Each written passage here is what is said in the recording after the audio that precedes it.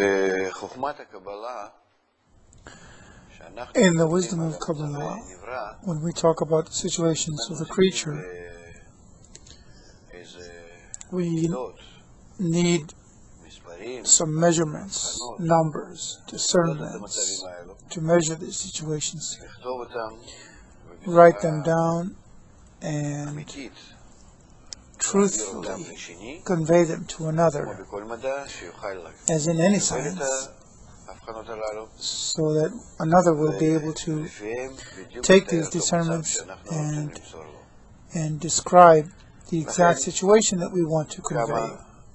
So there are a few signs about states of the creature.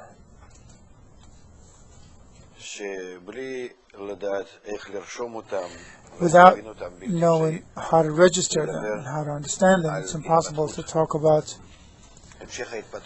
the continuation of the evolution of the creature. We've said that every single situation consists of a creature, which is called a Kli, or a desire, and the fulfillment, which is light, that can be called creator, which is received within the desire as pleasure.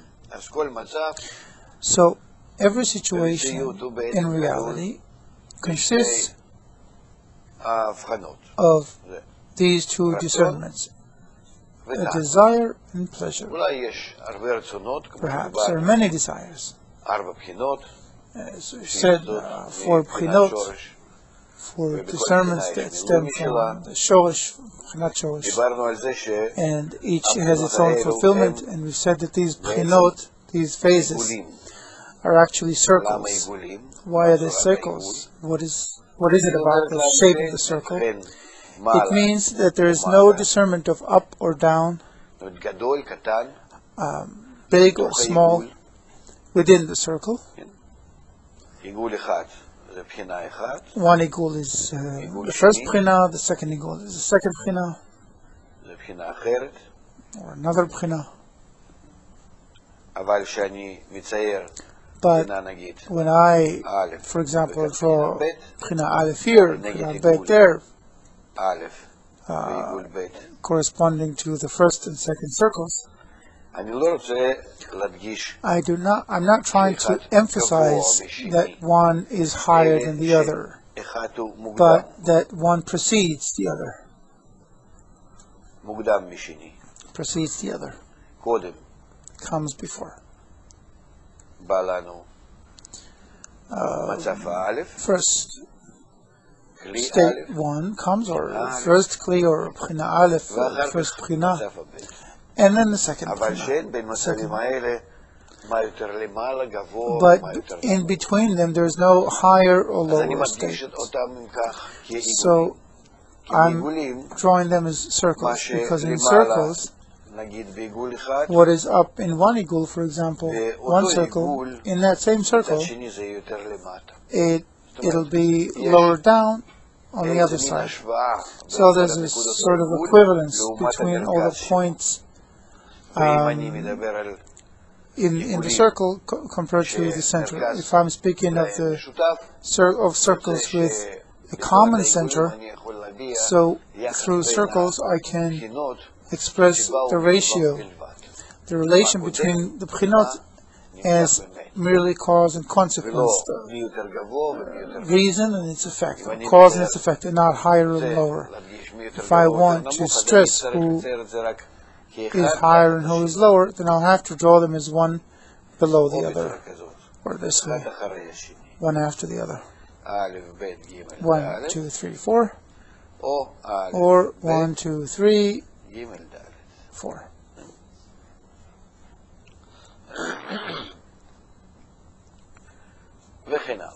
Etc. If every situation consists of two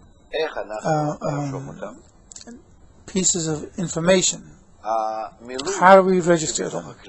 The fulfillment in the Kli, in the desire, depends on the desire.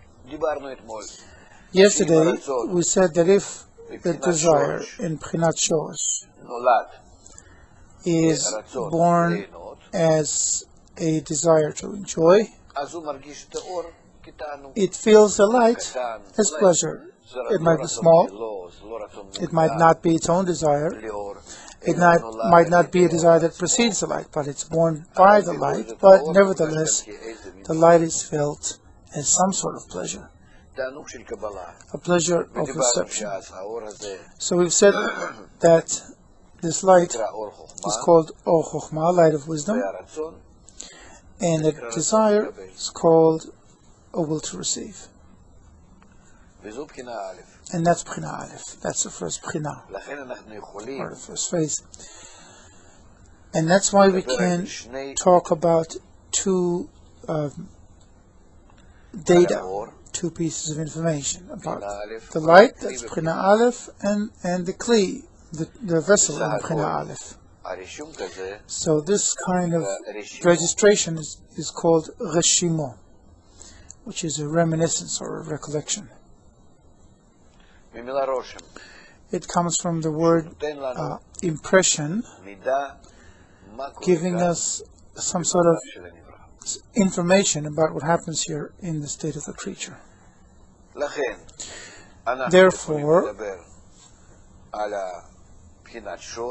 we can talk about B'chinat Shoresh, and then B'china Aleph, and Bet, second B'china, and then Gimel, third B'china, and Dalet, the fourth B'china.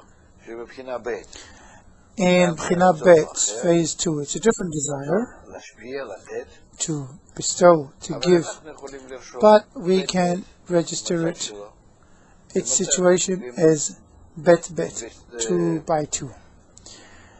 In Gimel, in phase 3,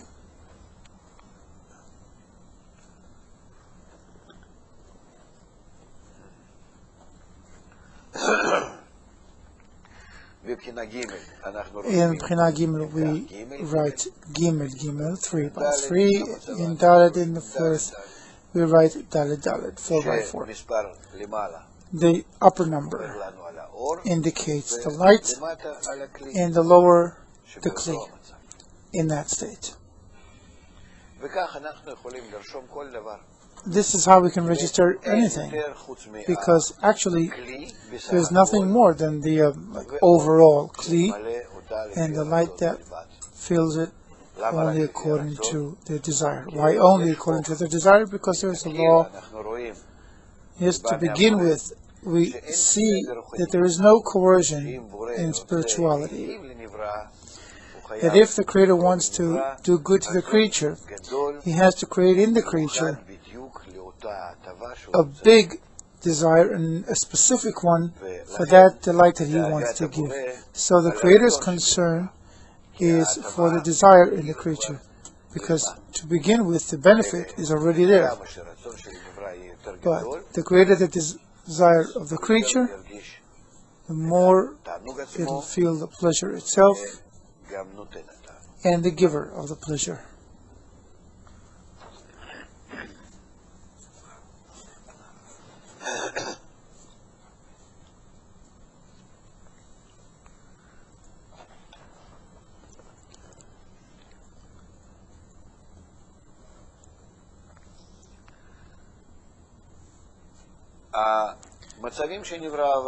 The states that the creature went through are states where from B'chinat Shoresh it comes to B'china Aleph, from B'china Aleph to B'china Bet, and then to B'china Gimel, phase 3, and finally B'china Dalet, phase 4. We said that every single situation contains the previous states. So you might say that from B'chinat Shoresh, the root phase, came B'china Aleph, phase 1, afterwards B'china Bet, phase 2, Afterwards, B'china Gimel, phase 3. And then B'china Dalet, phase 4.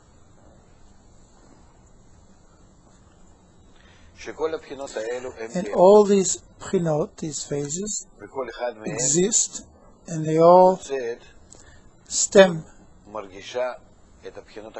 or feel the previous B'chinot, because when B'china Aleph receives from B'chinat Shoresh, she feels, or it feels B'chinat Shoresh that wants to give it. B'china Bet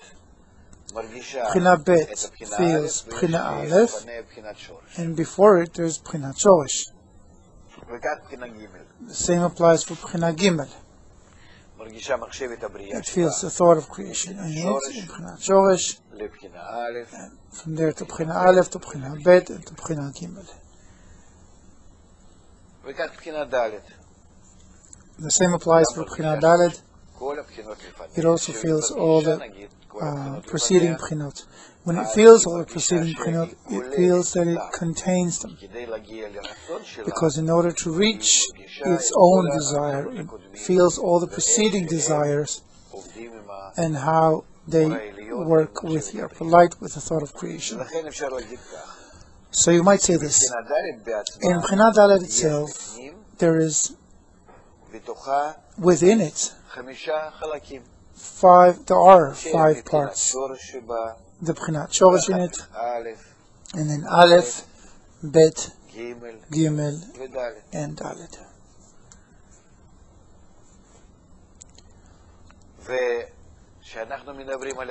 When we talk about desires and how they evolve, then we talk about what happens in B'chinat Dalet in each B'china. If I say that B'chinat Dalet at its end feels that it wants to receive it, it is me receiving actually from the state in B'china Gimel. B'china Gimel receives in order to bestow upon the Creator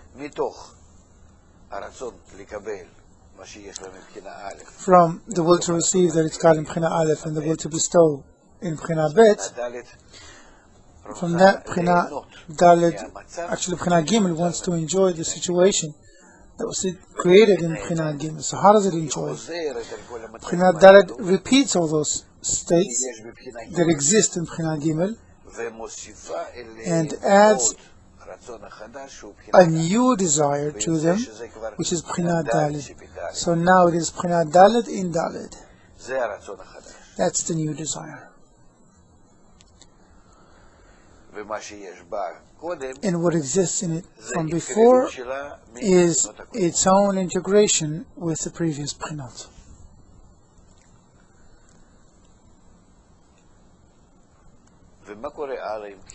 What happens with B'china Dalet next?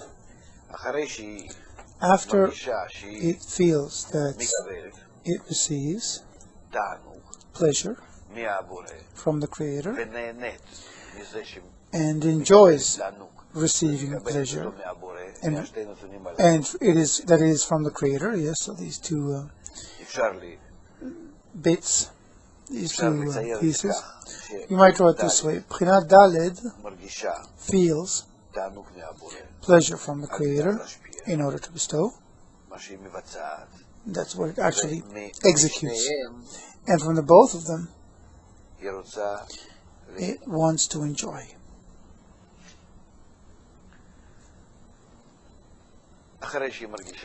Once after it feels it,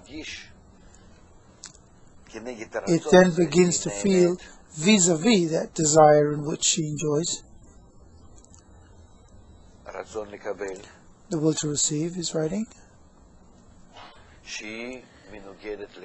that it is opposite from the giver. Through every discernment in her, she attains the attribute of the giver, the attribute of Shoresh, the root property, and feels how opposite it is from her. It's like what happened in B'china Bet, or at the end of B'china Aleph. when she received the light, the pleasure, and felt within it that her state is opposite from the roots. Because the roots is higher, more sublime, she felt it is in an inferior state, and then wanted to prefer. Instead of being in B'china Aleph, to be like B'chinat Shorosh. And then the desire to bestow was made in her, which is called B'china Bet.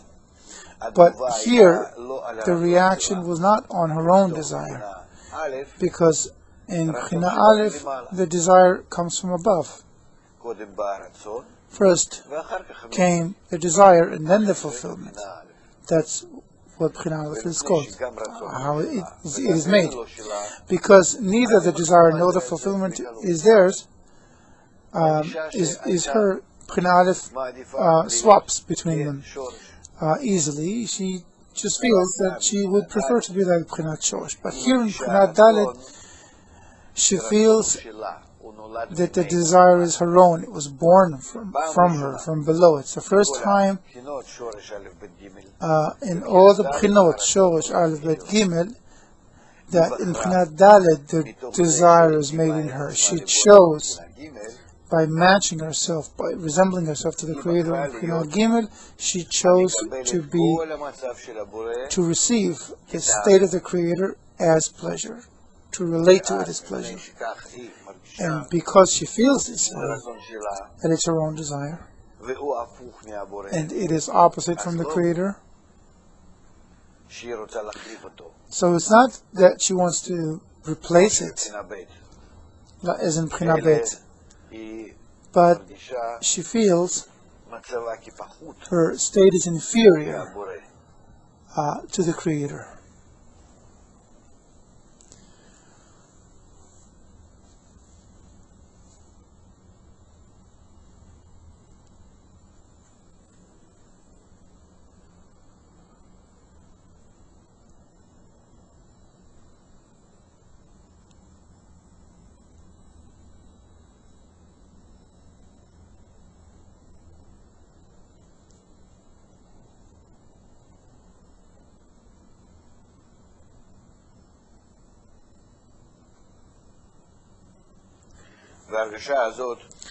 That sensation of the ratio between her and the Creator is called shame. It's the oppositeness between her and the Creator, because the desire in B'china Dalet is hers, and vis-a-vis that desire, she feels how opposite she is from him to him. So she doesn't just prefer one desire to another, but here there's a special act where she naturally, that naturally occurs, where she doesn't want to be in this new desire that was born in her for the first time. Is the desire, is the will of the creature, the will to receive,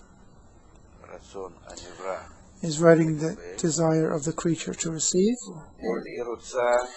but instead she wants to move herself away from her, but she can't, because it was born in her. If in B'china Bet she wants to resemble the Creator completely,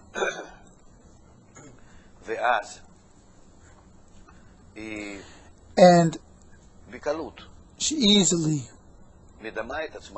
resembles herself to the Creator because she feels His desire and attaches herself to it, acquires it on top of the will to receive in Aleph. Here she can't do that, because her desire here in B'china Dalet was born in her, from her, out of previous operations. So what she can do is disagree with it. She doesn't want to feel She doesn't want to be in her own desire. So that attitude to herself, to her own desire, is called tzimtzum, restriction. Because it happens for the first time here, it is called tzimtzum aleph, the first restriction. Aleph means one in numeric value. So tzimtzum aleph is the first restriction. Rav is saying this is not a simple situation to explain, because the desire that comes from within the creature is a natural desire, one that was born and absorbed within. It is felt as its own nature, and you can't get rid of it. You can only not want to want what nature compels you to want. But you can't replace it for something else. Meaning, after B'chinat Dalet, if we talk about a desire, we cannot say that some desire came instead of B'chinat Dalet. We can say that on top of the desire in B'chinat Dalet, now a new attitude to that desire in B'chinat Dalet is born, but it's a different attitude. We always have the will to receive that the creature feels, yes, that it wants to enjoy the pleasure that comes from the Creator and the presence of the Creator himself that the creature feels. So it wants to enjoy that state, that this is its nature, that it is first and foremost its own nature. And after that, there's a certain attitude to its own nature, agreeing, disagreeing with it, wanting to use it in a certain way, but it's a fixed,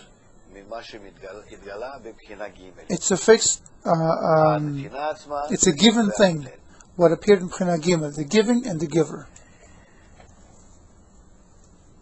The results of the creature not wanting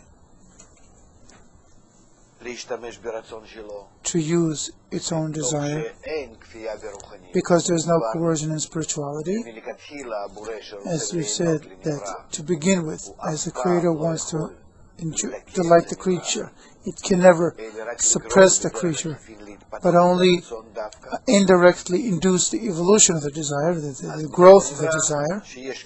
So, when there's a desire in the creature to not use its own desire, there's a departure here, ejection. The light exits these four b'chinot, and all these four b'chinot then remain empty. If we, in a situation where previously we had fulfillment in all four b'chinot,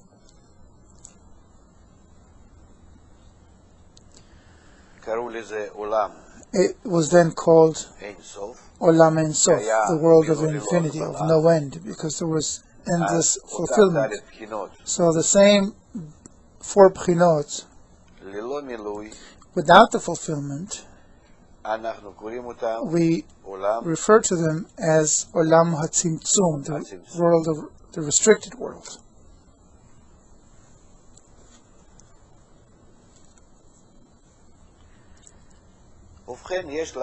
So now we have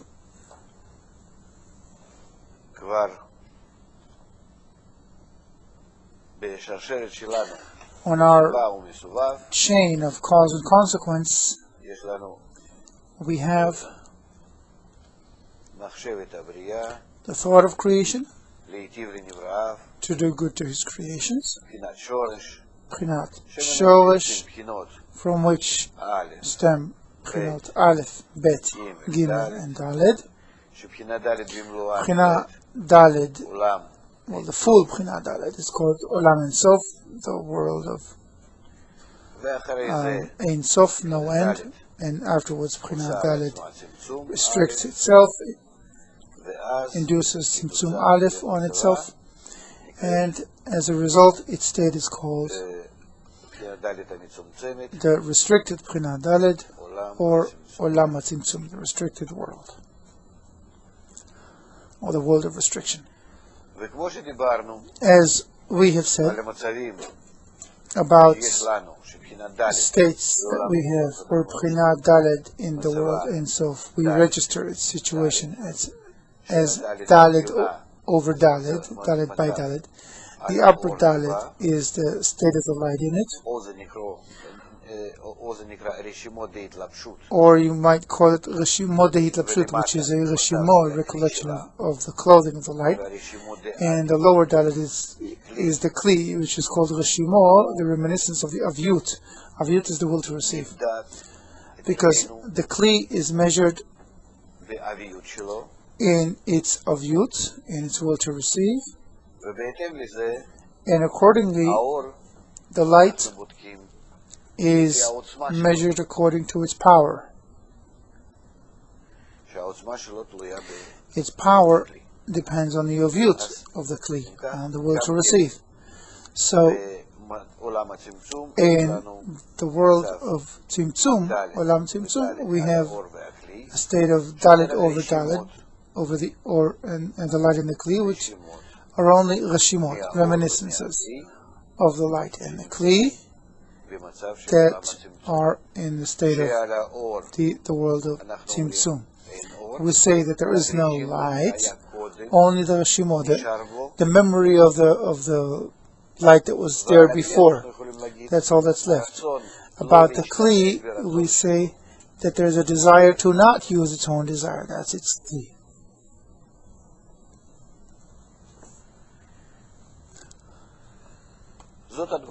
That's the reaction. And this reaction to the state where Bchina Dalet was infinitely filled is, as we've said, a special reaction.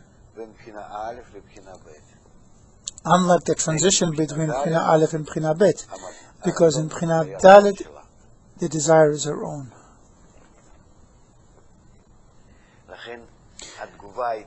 That's why the reaction was Tzimtzum, restriction, to restrict its own desire, whereas in Bchina Bet, Bchina Aleph easily swapped the desire.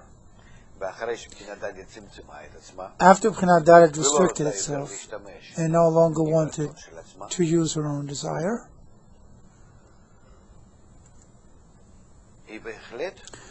it wanted to resemble Bchinat Shoresh, just like in Bchina Bet. As Bchina Bet wanted to be like Bchinat Shoresh, so Bchina Dalet actually wants the same. But if Bchina Aleph was replaced with Bchina Bet and became his actual bestowal, in Bchina Dalet, because it's her own desire, it can't just leave her.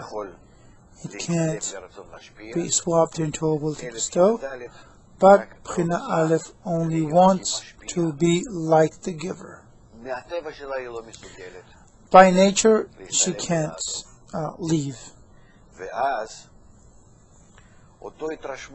So that impression in her from Bchinat Shoresh is registered in her as an intention to be, an aim to be like the giver. Meaning, if Bchina Aleph felt her desire to enjoy, and then felt the giver, and after feeling the giver, she wanted to invert her will for bestowal,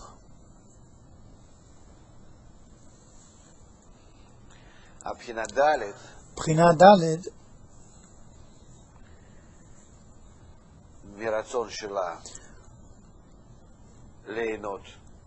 with her will to enjoy both the pleasure and the giver of the pleasure,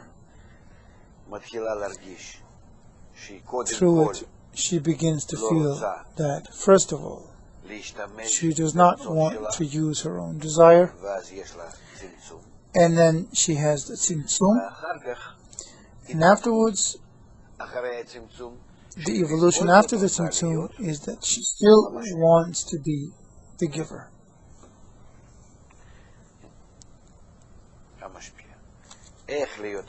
The giver. So how does she become a giver? She has an example for that.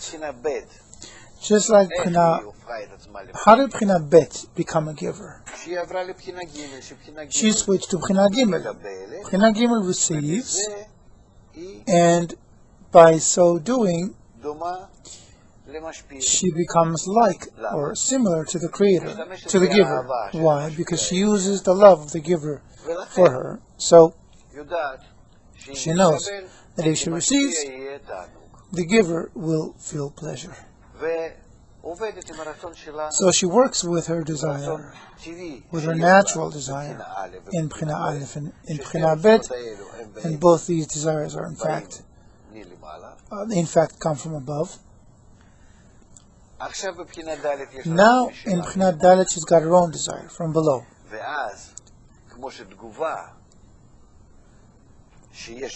So, as in the reaction of making Tzimtzum Aleph, the first restriction, because it's her own desire, here the reaction for being the giver is special, because she can't get rid of her own desire and create a new will, like in Bchina Gimel. But the previous desire remains in her, the desire to enjoy. But here, only the intention is added. The intention to be a giver, to resemble Bchinat Shoresh. She cannot change the actual will. That can only be changed in Bchinot Aleph, Bet, and Gimel, phases 1, 2, 3. Bchinat Dalet can no longer do it. So the only thing that's added to it is the intention, how to be a giver. That's what it wants to know now. So what can she do? Add the intention, the aim over the desire. So she uses it as Bchina Gimel did, which was born out of Bchina Bet. How? If the Creator loves me, because in the end everything comes from Him, from Bchinat Shoresh. So I can, Bchina Dalet says, use His love with my desire. If light comes to me from Him, and I do not receive it because of my desire, which is in me, burning in me, to receive that pleasure, that will be the part that will receive the pleasure and joy. I'll stop it. I'll perform the Tzimtzum Aleph, the first restriction, and then I'll work with my desire to receive that pleasure only because He wants to give to me. He enjoys this action. And then I end up receiving, but actually being the giver. Baal Sulam gives an example which is very general for the whole of creation about the host and the guest. He says this: if the host wants to give pleasure to the guest, and the guest rejects the pleasure, gives it back to the host and doesn't want to receive it, by that it only, or he only hurts the host, because he, the Creator, created the desire in the creature, actually created the creature in order to give it pleasure, fulfillment. And the creature rejects, repels that pleasure.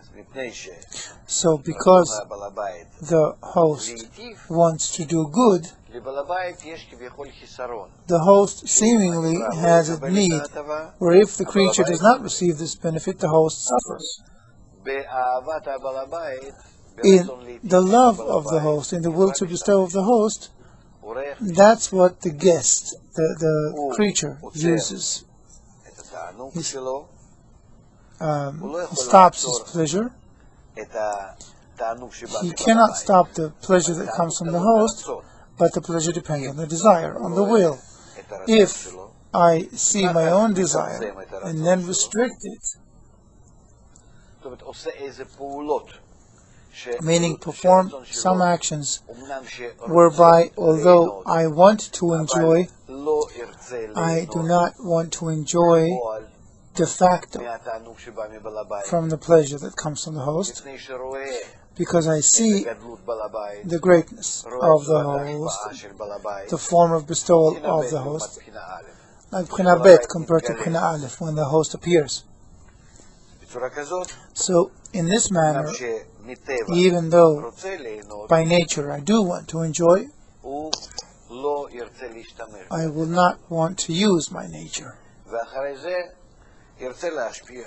And after that, it'll want to give to the host. How? By receiving.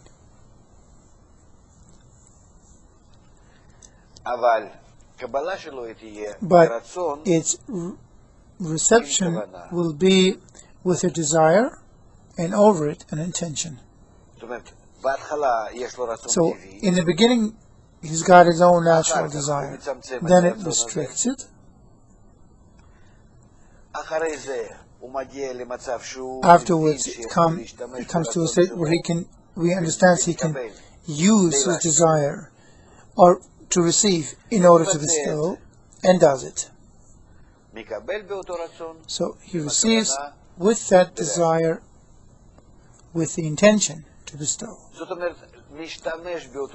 So he uses the desire that the creator, the host had created in the previous B'chinot, and that he had acquired in B'chinat Dalet. He uses the awareness of the host as the giver and all the pleasures that comes from the host. He uses every element in creation as he and what he perceives of the upper one. There is no addition here to the actions of the Creator, but only one thing: the attitude of the creature toward creation.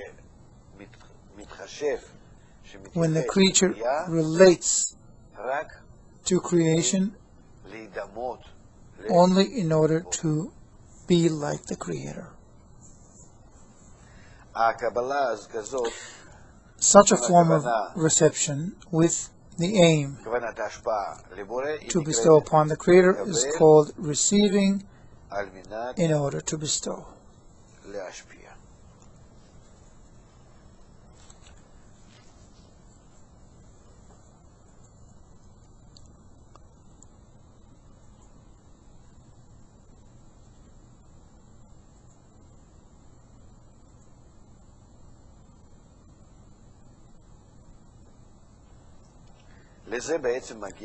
This is what the evolution of B'china Dalet comes to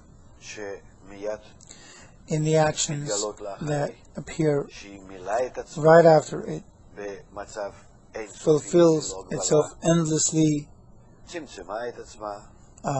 restricts itself, remains empty, and then the ability to work with its nature, with the desire that it has, with its awareness of the host and the pleasures, and be exactly like the Creator, now it appears.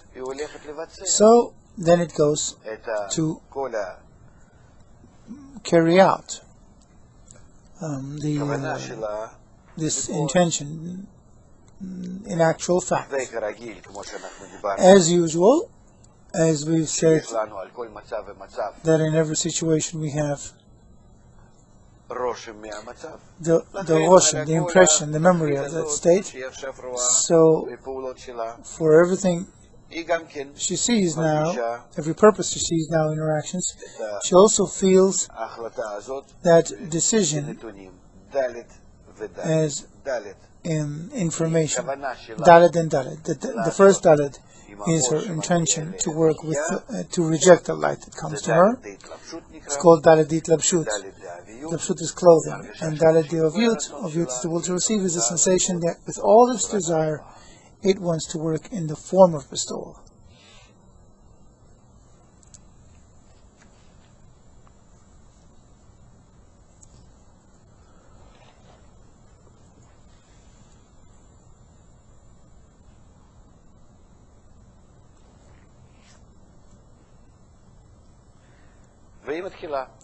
So it begins. Bchina Daled decides that when the light comes, she will reject it.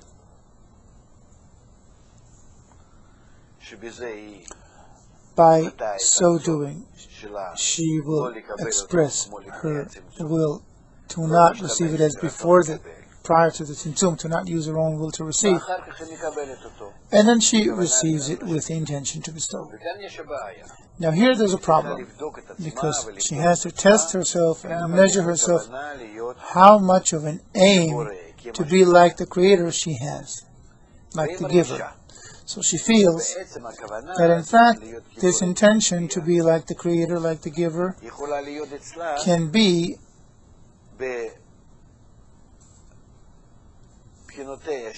in her, or in the Bchinot in her, in Shoresh, in Aleph, in Bet, and in Gimel.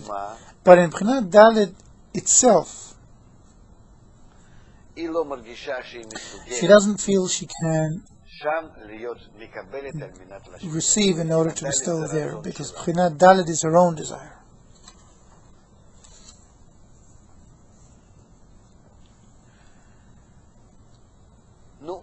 Well, still, the previous Bchinot are now desires that are in her. So Bchinat Dalet takes them into consideration. So we register it this way. Bchinat Dalet, with all the previous Bchinot, let's try as a line now. Not as a circle, because now she understands that the greater her will, the more she can bestow.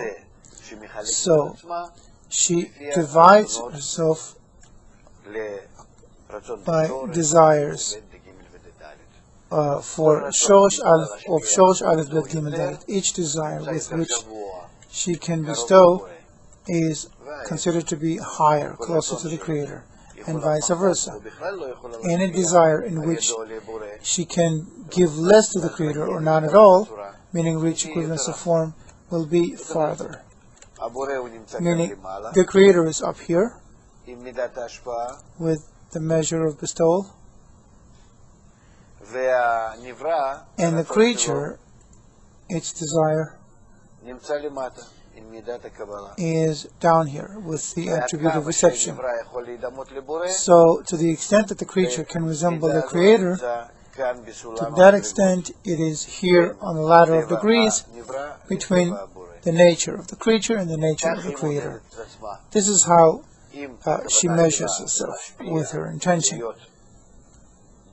If her intention is to bestow, to be like the Creator, she considers herself either closer to Him, meaning higher, because that's how she weighs, she regards the bestowal as higher, or as farther from Him, lower, worse.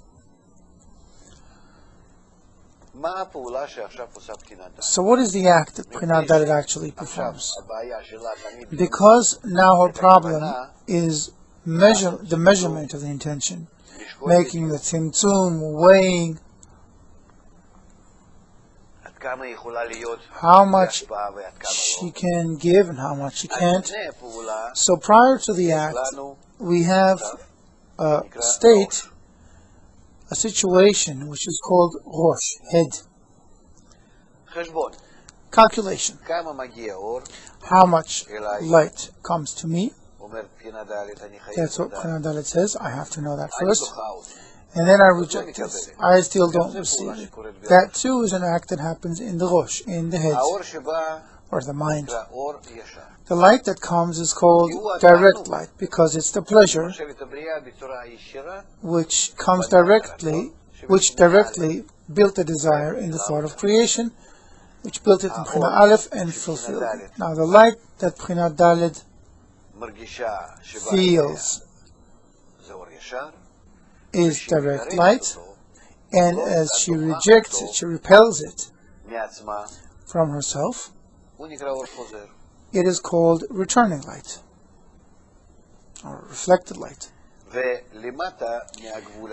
Below this boundary, where we calculate everything, which is called the mind, or the rosh,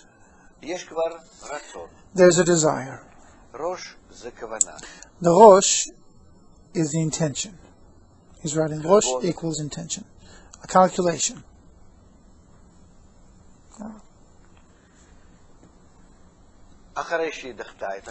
Once she rejects everything, she says, what? I have to measure myself, see how much I can receive,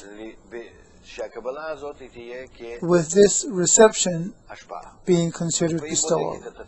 So she measures herself. How? According to the Reshimot that remained in her. Reshimot being recollections. So she checks according to the Reshimot of Dalet of Hitlapshut, clothing, and Dalet of Afyut, the will to receive, meaning the impression of the situation that she had in a state called the world Ein Sof, and the desire she had there in the world Ein Sof to enjoy that pleasure. She checks it and feels that she can receive in order to bestow,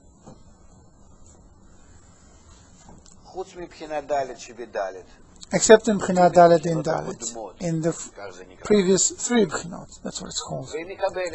So she receives. In some of her desires, she receives.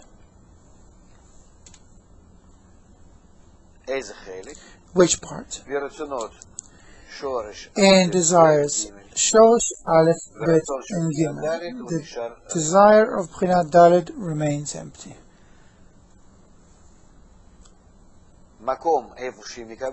The place where she receives pleasures is called the Toch, the interior. The place where, in her desire, where she cannot receive pleasures is called, because she decided to receive only out of equivalence of form, is called Sof, end.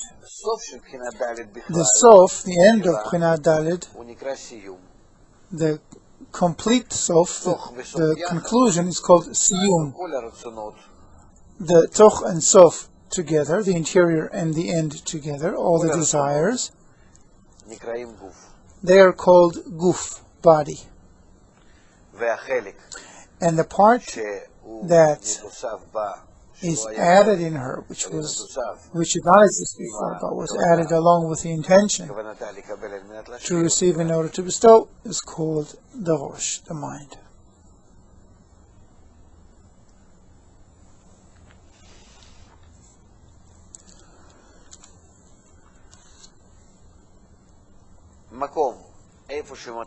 The place where these discernments begin in B'china Dalet, within the Guf, the place where the desire begins is called Peh, mouth. The place where the reception ends is called Tabu, navel. We use these names even now. In a state where we don't know where they came from, actually. Later on, we will learn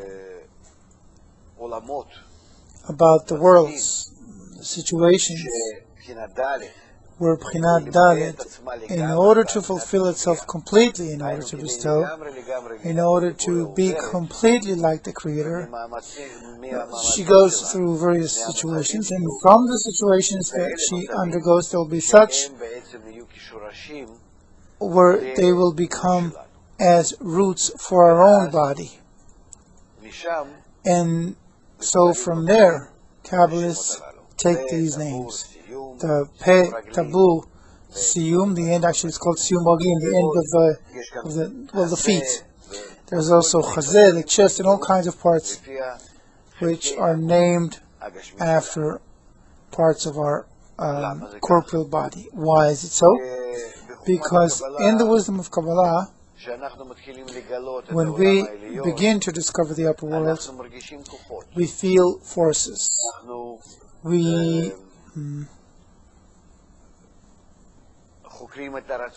research the desire, and within the desire, the kinds of fulfillments that exist. But we don't know what to name these parts, these evolutions, these impressions, these actions, the interconnections between states. We don't know how to name them because it's a sensation, a bare sensation without any exterior sign or appearance, but it's a desire and a kind of fulfillment that we don't have a name for. So we take the names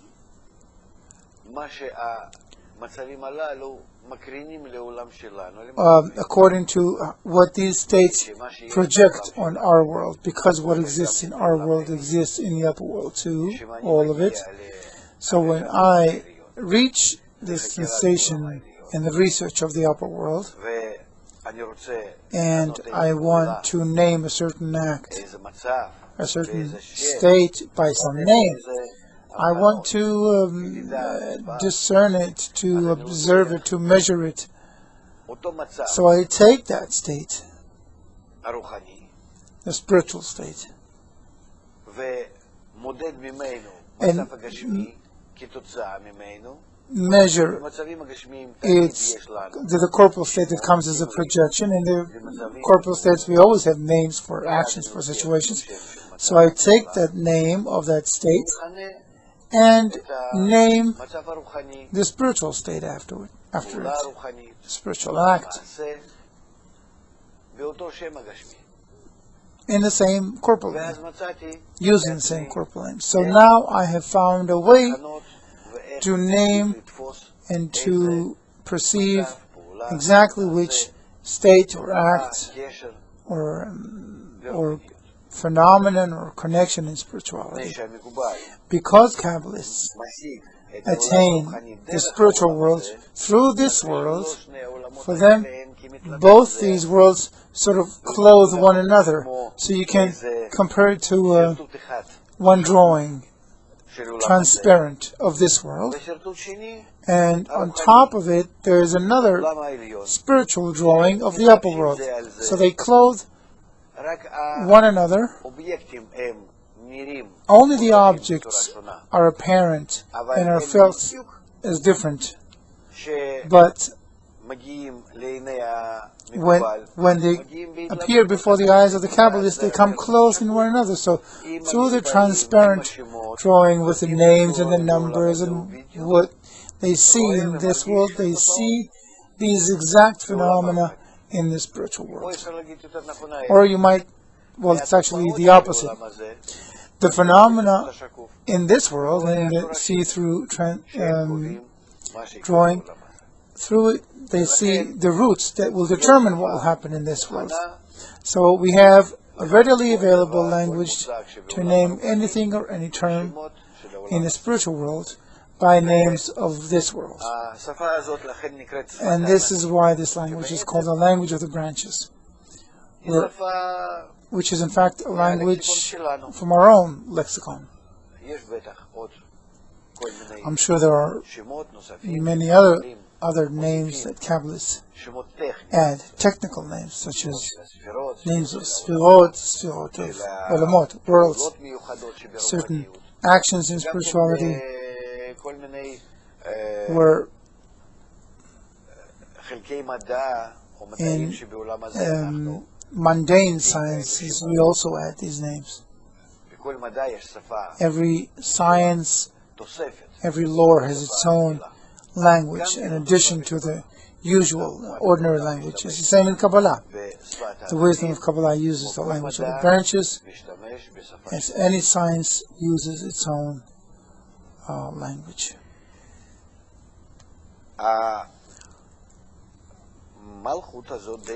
Malchut Ein Sof, after the Tzimtzum, decided to perform this special act of receiving as much as it can in order to bestow. So now what it does,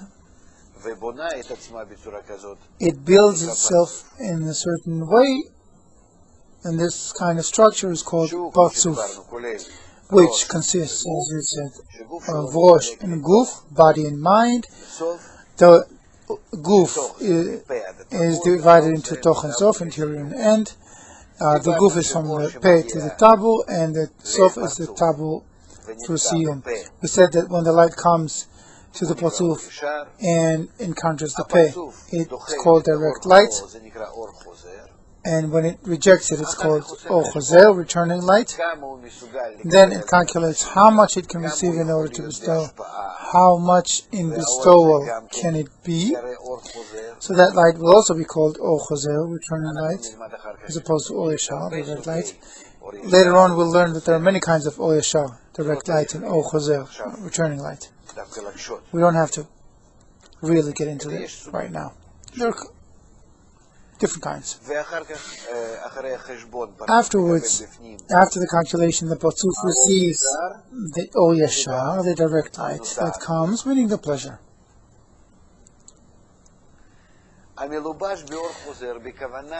When it is now clothed in Or Chozer, in the returning light, in the aim to bestow. So these two lights together are called Or Pnimi, inner light, which expands within the Parzuf, in the Toch, in the interior of the Parzuf.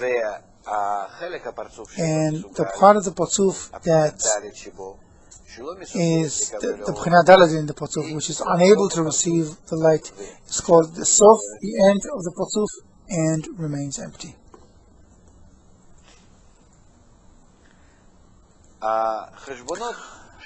The calculations that were made are calculations of Dalet Yitlapshut and Dalet Dovyut, Dalet of clothing and Dalet of Yut, of receiving, that remained from Malchut Ein Sof, Malchut of Ein Sof. Let's say that the Parzuf calculated and could receive in order to bestow only 20% of the Or Yashar that came to it.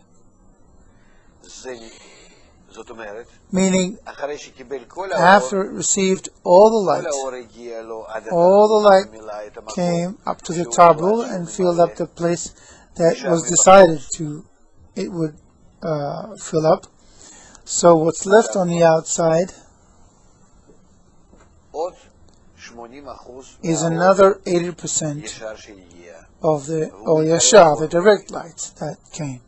And that will be called Or Makif, surrounding light. It's called surrounding Makif because it can't get into the Parzuf. It is rejected by the Parzuf, meaning the Parzuf discerned it and rejected it, meaning it's not that the light just comes to the Parzuf and remains this way, but in that rejected light, which is now called surrounding light, there is the attitude of the creature, of the desire, where the creature rejects it. It understands, in the sense that these 80% correspond to the B'china Dalet, which it can't fulfill. So within that Or Makif, the surrounding light, there's all the work and the rejection and everything that the creature relates to it. He understands these great pleasures, discerned them, felt them, and decided that he couldn't. They were too big to receive in order to bestow.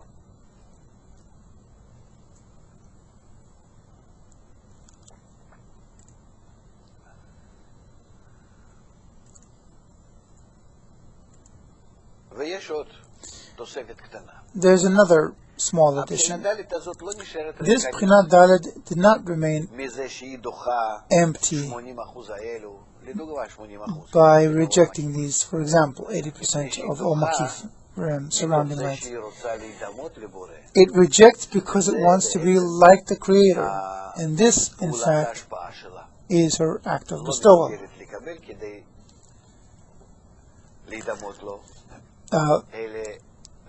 She's unable to receive in order to resemble Him.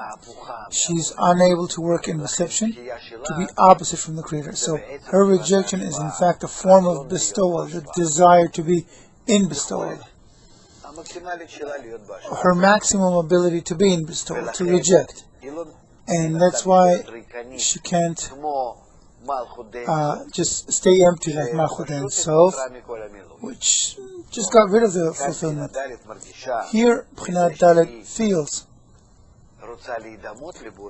because she wants to resemble the Creator, and that's why she remains empty, so that too gives her a certain fulfillment. It's called Or Chasadim, light of mercy. It's somewhat similar to Bchinat Bet, which rejects the light that filled her in Bchinat Aleph and remains with the pleasure of being somewhat like the Creator. In what? In her desire to be like the Creator. She doesn't give yet, but she wants to be like it. The pleasure, the satisfaction from wanting to be like the Creator, similar to Him, is called Or Chasadim. This is why here the opening me from Pe to Tabu is O Chochmah. That's what expands. And below the Tabu, there expands the O Chasadim. Out of their rejection, out of their desire to be attached to the act of bestowal. So when I wrote empty here, it means devoid of chokhmah, wisdom, light of wisdom. We have several other things that we need to add here. First of all,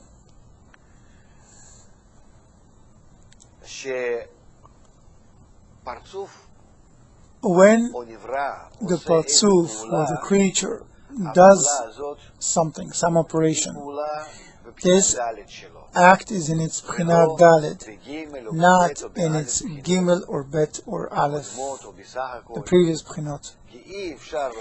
Because you can't do something unless from within a desire for it. So what does it mean that we work from Pe to Tabu only with the three Bchinot and not in Bchinat Dalet? It means that from Pe to Tabu we work with Bchinat Dalet to the extent that it can work with Bchinot Shorosh Aleph Bet Gimel. And below Tabu, Bchinat Dalet, to the extent that it works with Bchinot Shorosh Aleph Bet Gimel and Dalet, meaning we always work with Bchinat Dalet. But the question is this Bchinat Dalet integrated in Bchinot Aleph Bet Gimel? Is Bchinat Dalet? Is it integrated in the bestowal? He's writing the Bchinot, the phases of bestowal of the Creator, and seemingly restricts itself and doesn't work with its own big desire, but works only in supporting the previous Bchinot, which is called, well, that's the meaning of integration of Bchinat Dalet in the previous three Bchinot. In this manner, we have the toch, the interior of the Parzuf. Now, if Bchinat Dalet operates with three previous Bchinot and its own Bchinah, it can no longer receive, and that's called the Sof, the end of the Parzuf. So both in the Rosh, in the Rosh too, we have 10 Sfirot, in the Toch also, and in the Sof.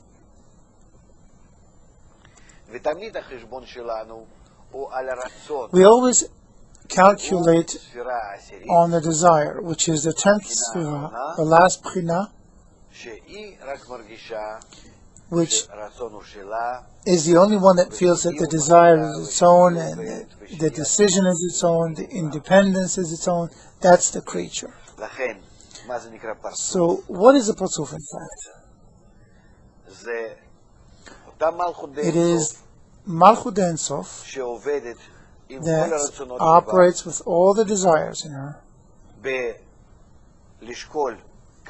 weighing how much she can work with them in order to bestow. And this part is called Rosh, the mind, and then how much she can receive in order to bestow with her desires. That's called Toch, the interior, and how much of her desires remain unable to actually act in order to bestow, but are added to it or join it by not working, by staying inactive. It's a passive participation, so to speak, and that's called the Sof, the end. So, the overall structure of 30 Sfirot, Rosh Toch Sof, is called Parzuf. There cannot be any other structure unless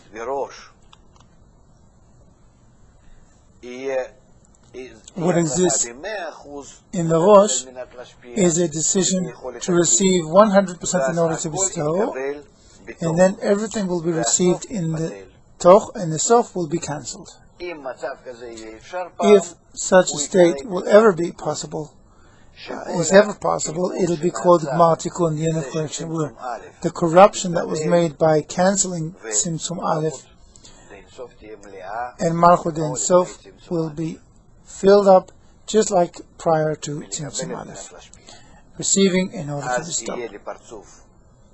Then the Parzuf, in addition to Malchut of Tzimtzum Aleph, will have Rosh, and within that Malchut of Tzimtzum Aleph, it will receive everything in order to bestow in her Toch, and all of it will be as Toch.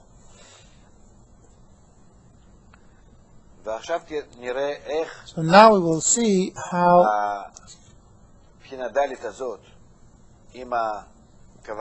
this Bchinat Dalet, with her intention to bestow, works by way of cause and consequence after the Tzimtzum.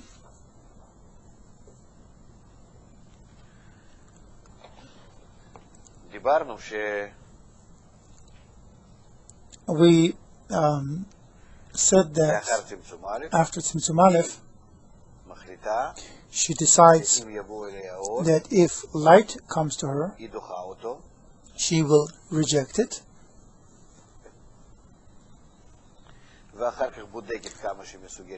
and then check how much she can receive in order to bestow,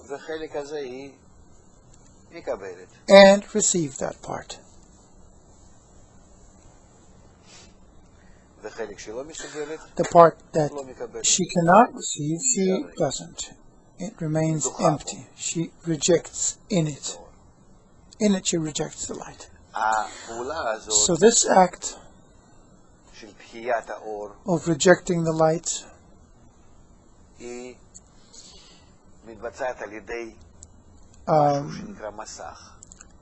takes place through something called masach, screen. Now what is a masach? We've said that the guf of the Parzuf is your desire.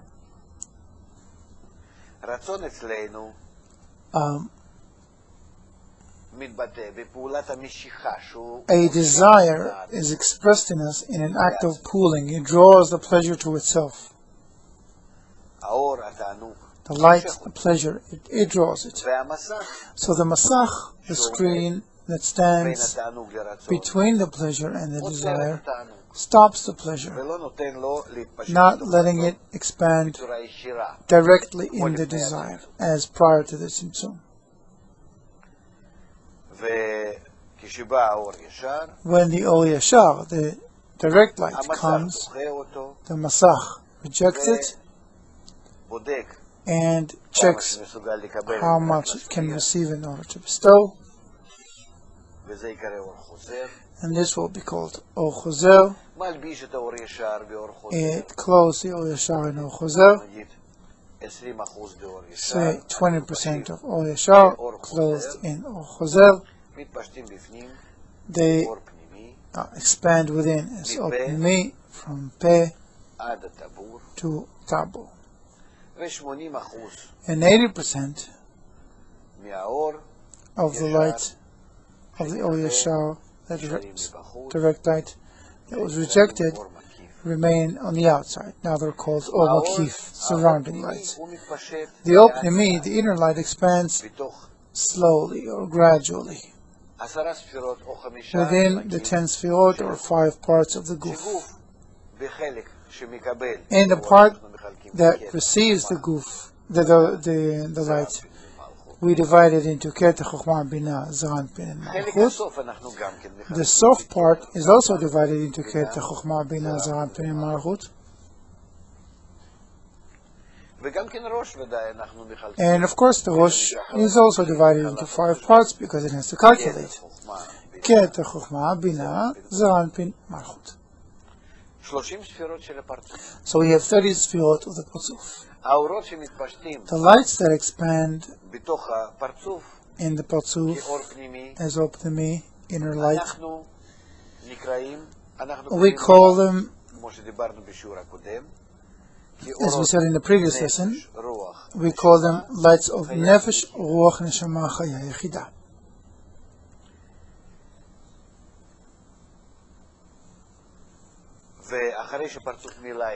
Once the Parzuf filled itself to a certain limit, which is called Tabur, navel, where it knows that it cannot receive more than that, and stands in that place, now the Or Makif, the surrounding light that remained on the outside, comes and presses that borderline called Tabur. Meaning what? The host, the creator, wants the creature to receive the pleasure endlessly, without any limitation. That was the thought of creation, to do good these creations, to directly fill up Prinat Dalet with pleasures. And however the creature responds, it comes as indirect influence of the creator, where the creator gives the creature the sensation of what it means to be the host, the giver behind the scenes. And out of that, because of that, the creature begins to react differently, not as a receiver directly, but as wanting to be like the creator. But directly speaking, the light wants to fill up the creature. So the Or Makif that was rejected from the Parzuf crushes the Parzuf and wants to enter it. In that pressure, or the Parzuf is not willing to waver before that pressure, because the Parzuf decided to receive in order to bestow over that part of 20% in the Parzuf. So it received the opening in and out. It's willing to handle it, cope with it, to handle, to receive the Or Yashar in the Rosh in order to bestow the direct light. But the surplus, the pleasure that comes to it, that's too much to bear. Why? Again, we can see it from the previous example of the host and the guest.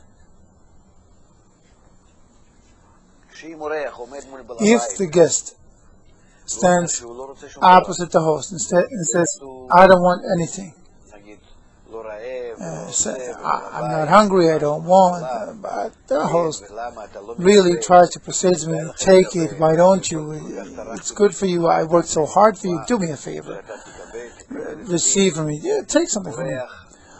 So the guest really wants to receive everything that the host wants to give. Let's say the host has five different courses. Just like we have 5 lights, Nefesh Ruach Neshama Chaya corresponding to our 5 kelim. We have Ket Chochma, Bina, Zran, Pen, and Malchut in our desire. And correspondingly we have Nefesh Ruach Neshama Chaya in lights. So the guest feels that it is willing to receive all these lights from the host. It's willing to receive them, to have all of them, and the Kli will be filled up. That's the Kli and that's the fulfillment. So that's what it wants. But because of the shame, because he feels the essence of the creature, of the creator, of being a giver, he restricts himself, the creature, because he feels that there is a giver and the creature is a receiver. So he can't tolerate it, that gap between the giver and the receiver. And that's why it makes it tzimtzum.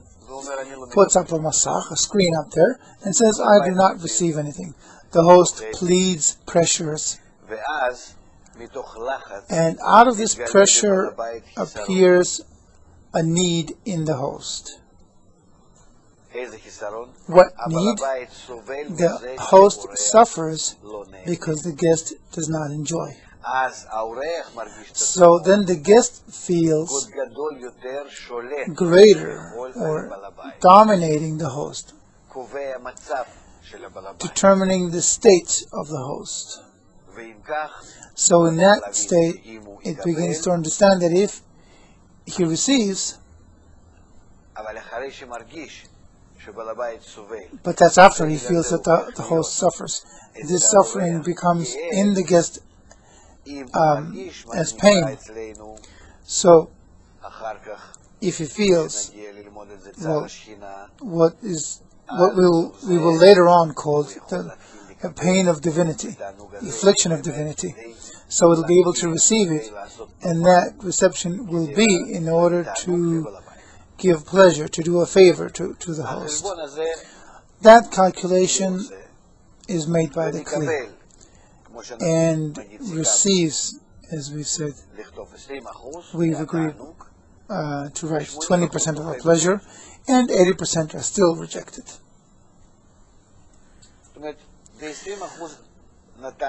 So in 20% it gave pleasure to the host, made itself similar to the host.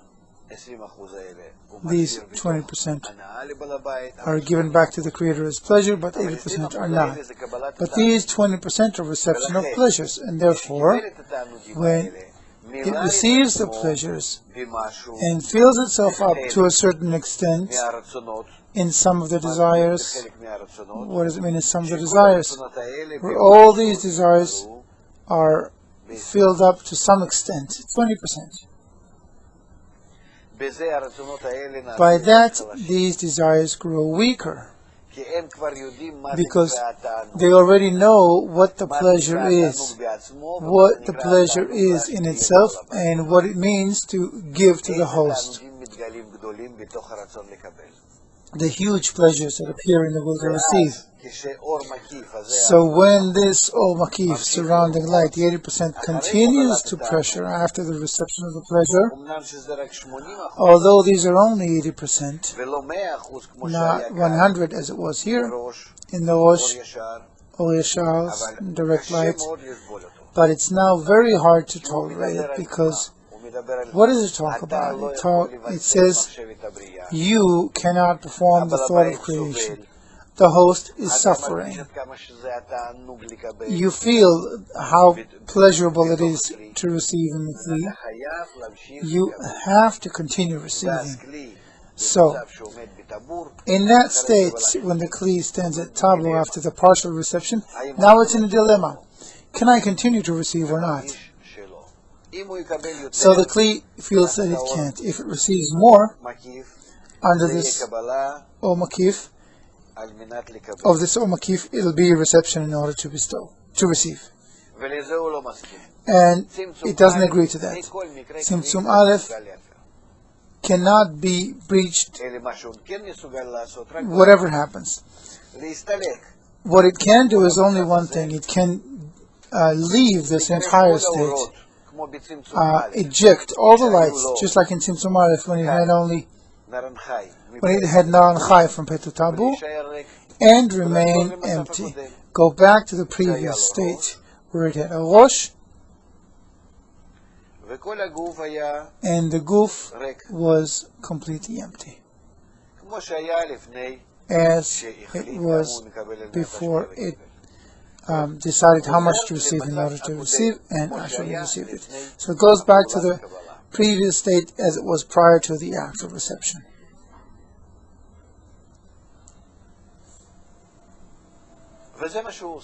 So that's what it does. As the lights entered one by one into the Kli of the Toch, so they one by one leave. The reception of the lights from Peh to Tabu is called Ta'amim. The lights that enter the Guf and the lights that leave the Guf are called Nekudot.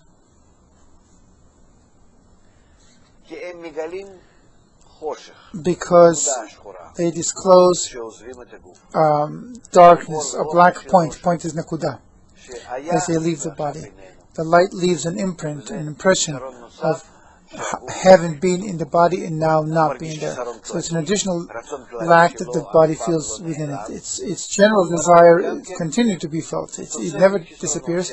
And now there are additional desires here, additional deficits here of once having pleasures, being able to be a giver and now being unable.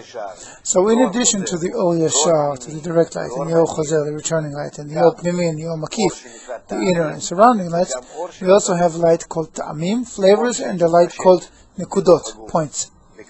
The light that expands in the Guf in reception is called Ta'amim, and the light that exits the Guf because of the limitation is called Nekudot.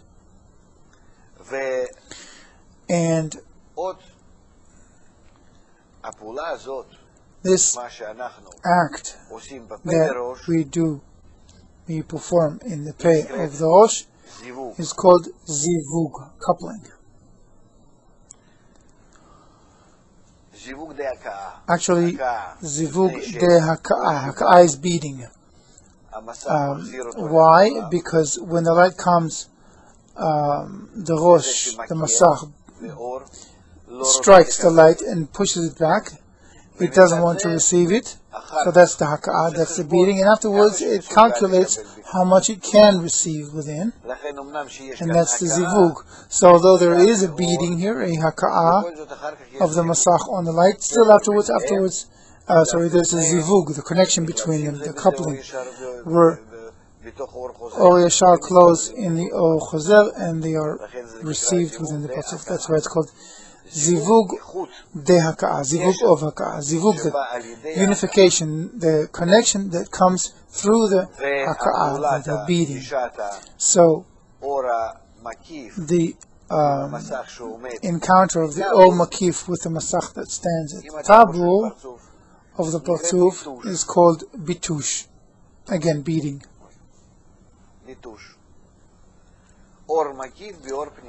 Bitush of O Makif, the surrounding light, on the O Pnim and O Pnimi, inner light, meaning both lights pressure the Tabu and want to expand further to the Sof of the Parzuf.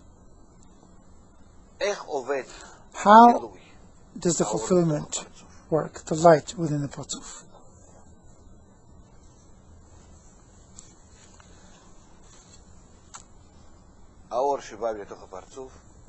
The light that comes in the Parzuf and is rejected by the Masach,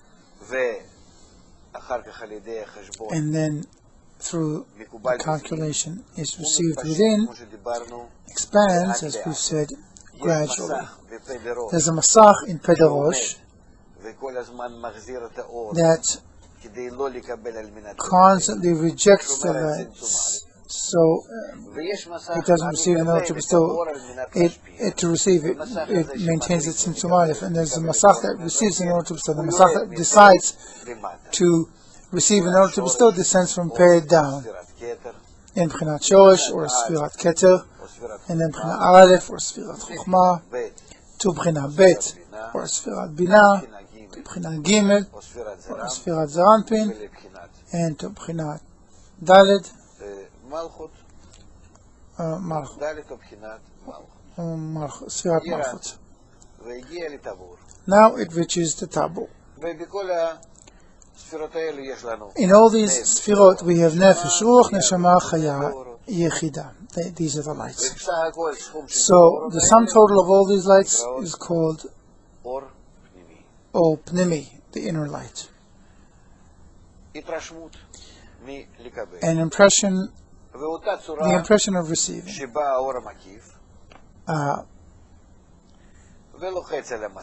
So that form, the Or Makif that comes and pressures the Tabur, meaning the receiving masach that descended, and as it descended, it gradually let in the light into the toch of the Parzuf. So now that masach, through the bitush of Pnimi Makif, now it purifies. So in the same manner, it ejects the light. The masach goes back up to Pederosh and ejects the whole light. And then these two masachim, screens, join. The masach that does not let the light enter the goof in order to receive, and the masach that calculates and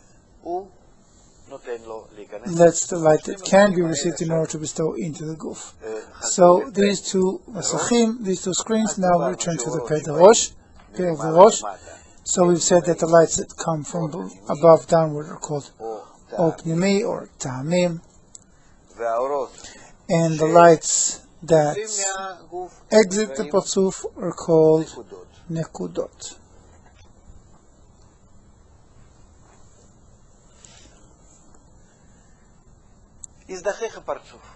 So the Parzuf is purified. Actually, the Masach.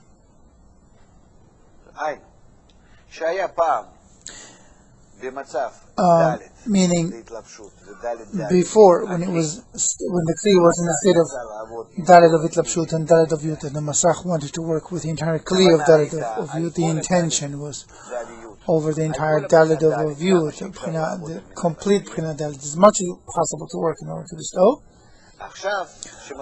Now, when this Masach returns to Pederosh, it thinks this: I feel that I can't work with the entire B'chinat Dalet, so I'll work with a lesser B'chinat.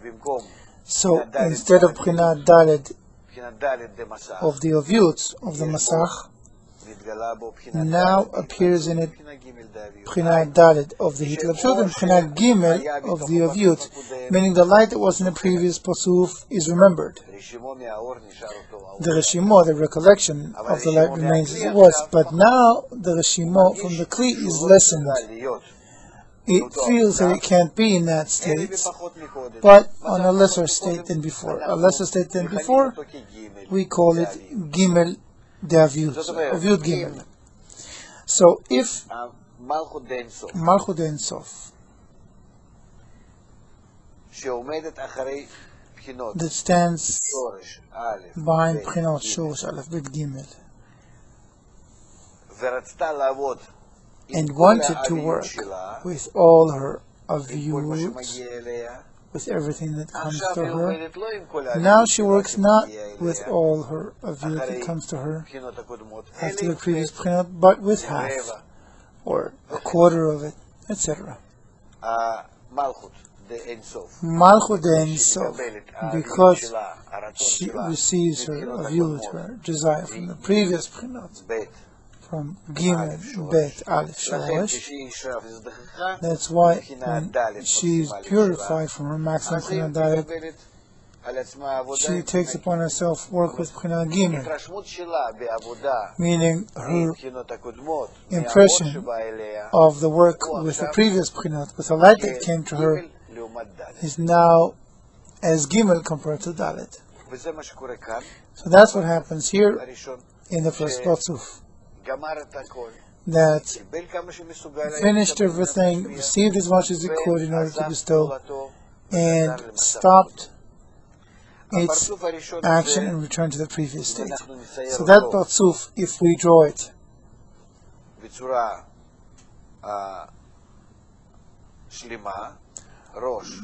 in its fullest form, as the Rosh Toch Sof, having received the Ta'amim through Zivug Daka, and then these Ta'amim leave,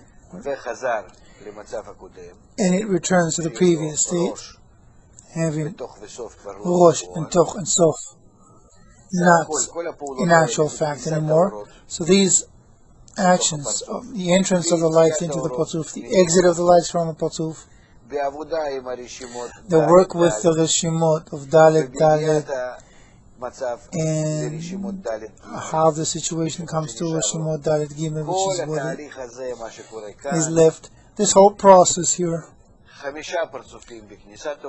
Patzufim of entrance of lights, 5 Patzufim in the exit of light, all this process in there, all of them are called one Patzuf, Galgalta.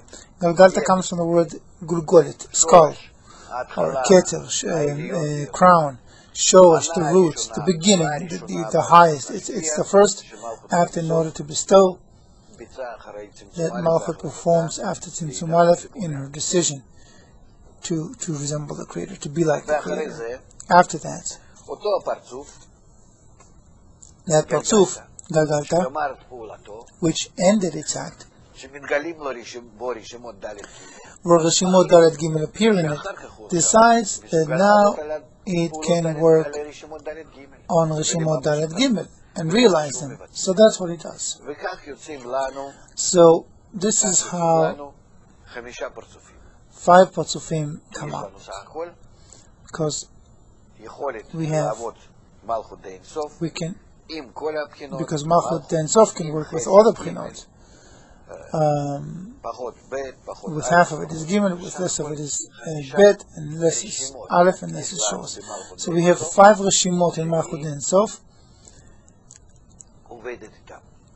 that it works with.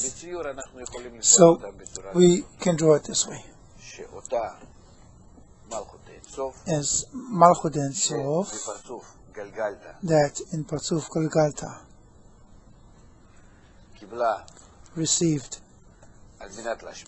in order to bestow up to her tabur. That's the sof of the Patzuf, below tabur, to Siyum. Where the decision is made is called Peh. The Toch is the place where the Opnimi is received. Then there's a purification. It's called Histaklut, through the Bitush of Pnimi Umakif. There's a return to that state of Pedorosh of Galgalta, where Galgalta worked with Reshimot Dalet. And according to the Reshimot Dalet Gimel, we should now draw another state of the next Patzuf. It's a reception of the light of Malchut Den Sof, not with its 4 B'chinot, but with 3 B'chinot. And that'll be on the level of the Chazeh of the previous Patzuf. Chazeh is the chest. It's one level lower than the Peh. So here there's Bitush Pnimi Makif. Again, from the Or Yashar that comes, but now the Or Yashar comes through Patzuf Galgalta. On it, it creates a Masach that stands at the new Peh. Now the Masach makes a Zivug Daka and receives the light in order to bestow, and this is done on Reshimot Dalet Gimel. Afterwards, there's Bitush Pnimi Makif here too.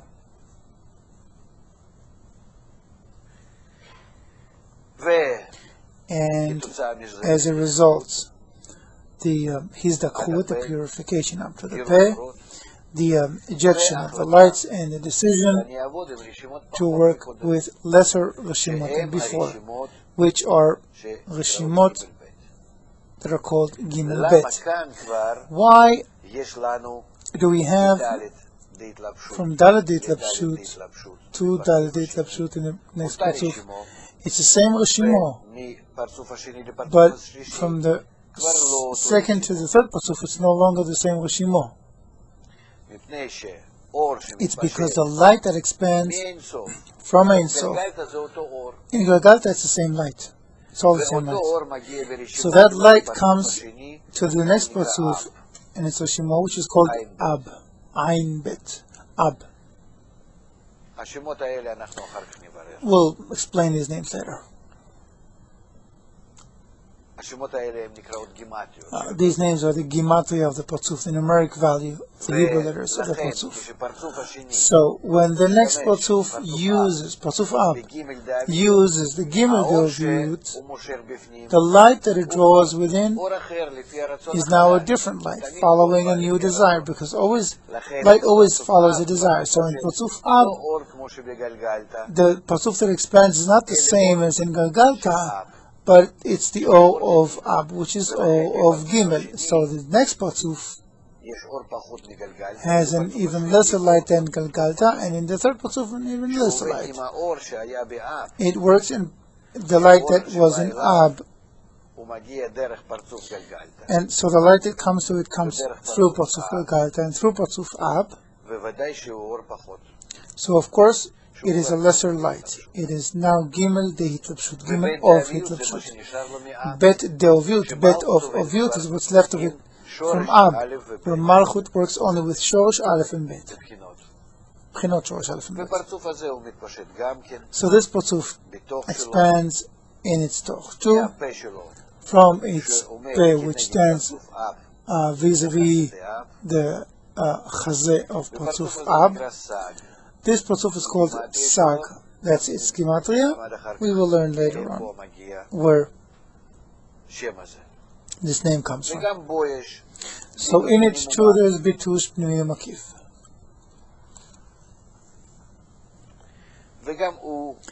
And it too purifies out of this, because of this Bitush, and decides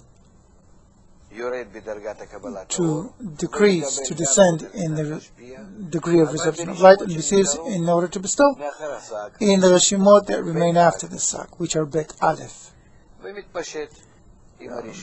by 1, and expands with these Rishimot, this decision, and this Patzuf is called Ma. That's its Gematria, and in it too there is Bitush Pneumiya Makif. It purifies, performs Histaklut. I forgot to say that it's at the level of Chazed Sag, and as it purifies, it descends to the level of Chazeh of Patzuf Ma, and procreates the last Patzuf, which is called Bon in Gematria, or Aleph Shorish. So now it works with Aviut Shorish, which is the last of these.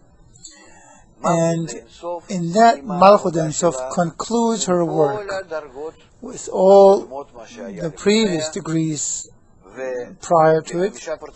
And in these five Patzufim, Galgalta, Ab, Sag, Ma, Bon, these 5 portions of receiving of light in order to bestow, or being like the Creator, bringing contentment, equalizing with the Creator, in that she completely realizes herself. So these 5 portions, when they complete every possible act of Malchut Ein Sof, they are called Olam, world of Adam Kadmon.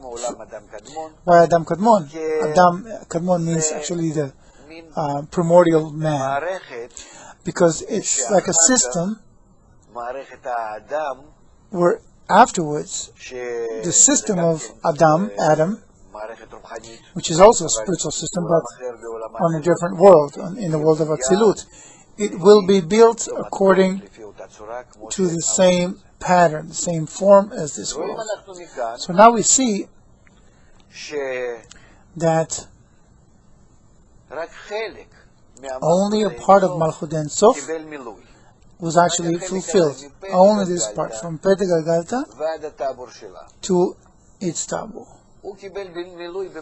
It received 100% of fulfillment. In Galgalta, say 20%, and then Absag Mein Bon, but all in all, this part was fulfilled by 100%.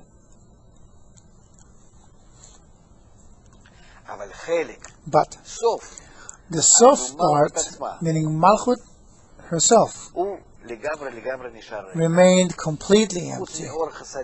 Other than O Chasadim, the light of mercy that was here, which gave some contentment, because Malchut does not use her own desire, but wants to be like the Creator. Other than that tiny satisfaction of somewhat, somehow, I'm at least not opposite from the Creator. Other than that, there's nothing here. And indeed, in that part, which is Malchut herself, that's the primary reception of the light and the primary ability to give pleasure to the Creator and the primary ability to equalize in form with the Creator. And the height of the equivalence of form, of dvikut, adhesion, is attained only by this part, being able to receive in order to bestow, being able to perform an act of bestowal. And we see that as yet there is no masach for receiving in order to bestow on that part. There's only a masach to reject the light, not letting the light breach into this B'china Dalet. Either this masach stands at Pederosh or it comes down to the table, but it always makes sure the light doesn't enter B'china Dalet, the sof of the Partzuf. And we see that only Galgalta could fill up this B'china Dalet with O Chasadim, but the next Partzuf, meaning the weaker portions of bestowal, didn't even touch this B'china Dalet, touching it or fulfilling it or working with it. You might put it differently. In Galgalta, in the first portion, this part of Malchut works with all the previous B'chinot and with itself. And after the first portion, after Galgalta, it works only with the prior B'chinot, but not with itself. So, the Sof of Galgalta, which symbolizes, designates the entire Malchut Ein Sof, which remains empty, it remains without an act of bestowal. So how do we come from a state of emptiness to a state of fulfillment, which will be called Gmar Tikkun, end of correction, of the entire Malchut Ein Sof, in resembling it to the Creator? This we'll have to talk about in the coming lessons.